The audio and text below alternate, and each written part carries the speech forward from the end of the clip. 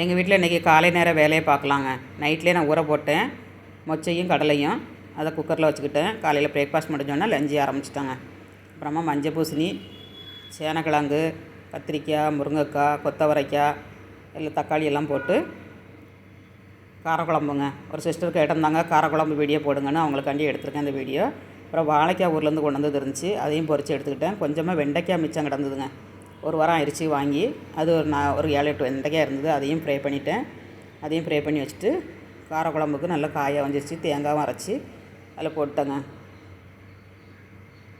குழம்பு மிளகாத்தூள் இருந்துச்சு, குழம்பு மிளகாத்தூளும் போட்டு தேங்காய் அரைச்ச பேஸ்ட்டும் ஊற்றி புளி கரைச்சி ஊற்றி நம்ம கொதிக்க விட்டு தாளசம் பண்ணோம்னா சூப்பராக இருக்குங்க டேஸ்ட்டு. கடலை வந்து 5 விசில் விட்டு வேக வச்சு எடுத்துட்டேன். இப்போ தாளசம் பண்ணி ஊற்றியாச்சு. சூப்பரான லஞ்சு ரெடிங்க. பரபரப்பாட்டு லஞ்சு வேலை முடிஞ்சோடனே பாத்திரத்தையும் கையோடு கழுவிட்டு க்ளீன் பண்ணிட்டேங்க கிச்சனை. அவ்வளோதாங்க, ரொம்ப ஈஸி. நம்ம படபடன்னு எல்லா காய்கறியும் கட் பண்ணி வச்சோம்னா அரை மணி நேரத்தில் வேலையை முடிச்சுட்டு வந்துடலாம். இந்த மாதிரி நீங்களும் ஃபாஸ்ட்டாக முடிங்க, சீக்கிரமாக வேலை முடிஞ்சிருங்க. பார்க்கலாம் அப்படின்ட்டு இருந்தோம்னா அன்றைக்கி பூரா வேலை இருந்துக்கிட்டே இருக்கும். கட்டன்னு எல்லா வேலையும் நம்ம கிச்சனுக்கு போகணுன்னு ஆரம்பிச்சிட்டோம்னா பிரேக்ஃபாஸ்ட்டோடு சேர்ந்து லஞ்சையும் பண்ண ஆரம்பிச்சிட்டோம்னா ஈஸியாக முடிஞ்சிருங்க.